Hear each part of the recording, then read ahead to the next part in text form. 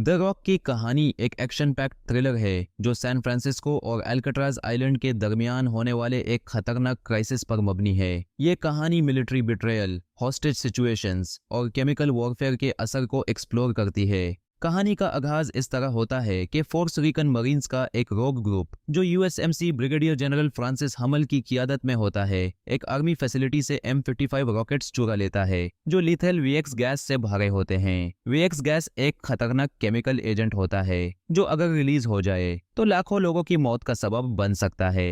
अगले दिन जनरल हमल और उसके मरीन्स अल्काट्राज आइलैंड का कंट्रोल अपने कब्जे में ले लेते हैं और वहां के गार्ड्स और टूरिस्ट को हॉस्टेज बना लेते हैं। जनरल हमल ने बहुत सालों तक कोवर्ट मिशंस पर अपने मरीन्स को लीड किया था, जिन मिशंस में उन मरीन्स की जान गई थी, लेकिन उनकी कुर्बानियों को न कभी एक्नॉलेज किया गया और न उनके खानदानों को कोई कॉम्पेंसेशन दिया गया। इस डिसइल्यूजनमेंट की वजह से हमल यूएस गवर्नमेंट से $100 मिलियन का मुतालबा करता है और धमकी देता है कि अगर पैसा ना दिया गया तो वो सैन फ्रांसिस्को पर VX gas filled rockets fire कर देगा। जब यूएस गवर्नमेंट को हमल की धमकी का पता चलता है, डिपार्टमेंट ऑफ डिफेंस और एफबीआई को ये समझ आता है कि ये एक एक्सट्रीम सिचुएशन है जिसे किसी भी हाल में रोका जाना जरूरी है। उन्होंने डिसाइड किया कि एक special US navy seal team को भेजा जाए जो आइलैंड का कंट्रोल वापस हासिल करे। कमांडर एंडरसन की लीड में एक सील टीम तैयार होती है और टीम में एफबीआई का chemical weapon specialist doctor Stanley Goodspeed भी शामिल होता है जो वीएक्स गैस को हैंडल करने का एक्सपर्ट है।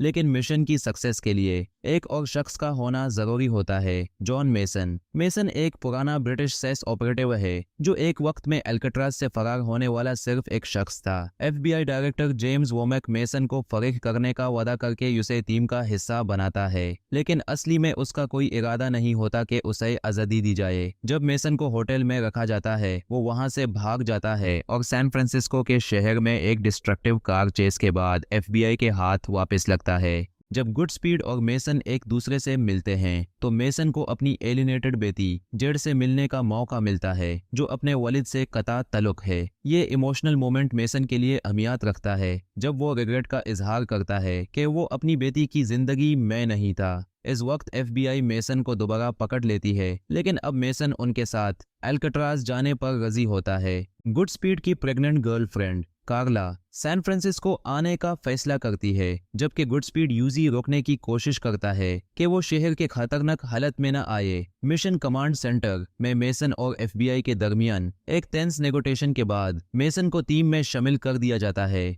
टीम सीक्रेटली अल्काट्राज आइलैंड पर उतरती है, लेकिन हमल के मरीन्स को उनके आने का पता चल जाता है। एक पुरानी शावर रूम में हमल कमांडर एंडरसन और उसकी टीम का सामना करता है, जहां वो एंडरसन को समझता है कि वो सरेंडर कर लें, लेकिन हमल के मरीन्स में जो नए एलाइज होते हैं, कैप्टन डैरो और फ्राई, जानबूझकर गोली चलाते हैं और एक वायलेंट शूटआउट को जन्म देते हैं। इस कत्ल और गारत में कमांडर एंडरसन और पूरी सील टीम मर जाती है। सिर्फ मेसन और गुडस्पीड बचते हैं जो अब तक अनडिस्कवर्ड होते हैं। मेसन अपने फरार का प्लान बनाता है जब वो समझता है कि मिशन फेल हो गया है, लेकिन जब गुडस्पीड उसे वीएक्स गैस के खतरनाक असरात के बारे में बताता है तो वो उसकी मदद करता है मिशन को कंटिन्यू करने में। मेसन और गुडस्पीड मिलकर 12 रॉकेट्स को डिसेबल करते हैं और हमल के कुछ मरीन्स को भी मारते हैं। जब हमल एक हॉस्टेज को मारने की धमकी देता है, मेसन उसे टाइम खरीदने के लिए अपने आप को सरेंडर करता है, जबकि गुडस्पीड एक और रॉकेट डिसेबल करता है। दोनों को आखिरकार पकड़ लिया जाता है, लेकिन मेसन एक देर दिल एस्केप प्लान बनाता है और अपने आप को और गुडस्पीड को आजाद कर लेता है।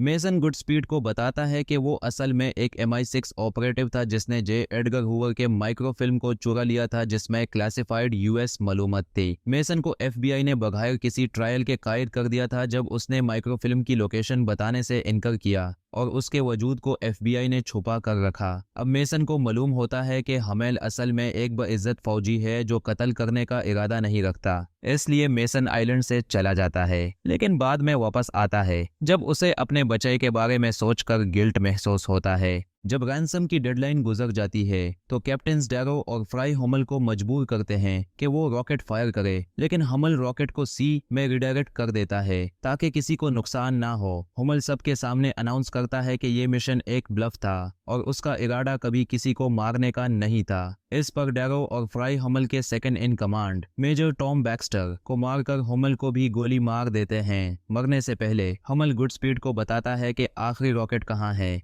इसी बीच यूएस गवर्नमेंट एल्कट्राज पर थर्माइट प्लाज्मा बॉम्ब्स गिराने का फैसला करती है ताकि वीएक्स गैस को न्यूट्रलाइज किया जा सके, लेकिन इस एयर स्ट्राइक से आइलैंड पर मौजूद सभी लोग मर जाएंगे। गुडस्पीड और मेसन मिलकर बाकी मरीन्स को मारते हैं और एयर स्ट्राइक को रोकने के लिए ग्रीन फ्लेयर्स के जरिए सिग्नल करते हैं, लेकिन एक प्लेन बॉम्ब्स गिरा देता है और धमाके से गुडस्पीड बे में गिर जाता है, लेकिन मेसन उसे बचा लेता है। गुडस्पीड ऑपरेशन के कामयाब होने की तस्दीक करता है, लेकिन मेसन के बारे में झूठ बोलता है कि वो धमाके में वेपराइज हो गया। मेसन और गुडस्पीड एमिकेबली अलविदा करते हैं और मेसन उसे एक चर्च का पता देता है जहां माइक्रोफिल्म छुपी होती है। कहानी का अंजाम तब होता है जब गुडस्पीड अपनी बीवी करला के साथ शादी के बाद कैंसस के चर्च से माइक्रोफिल्म को वापस ले लेता है जिसमें पुराने सीक्रेट्स दाफन हैं। ये फिल्म एक्शन, टेंशन और इमोशनल मोमेंट्स से भरपूर है जो एक रॉक जनरल की मॉरल डिलेमा और ड्यूटी के दरमियान होने वाले कॉन्फ्लिक्ट को एक्सप्लोर करती है।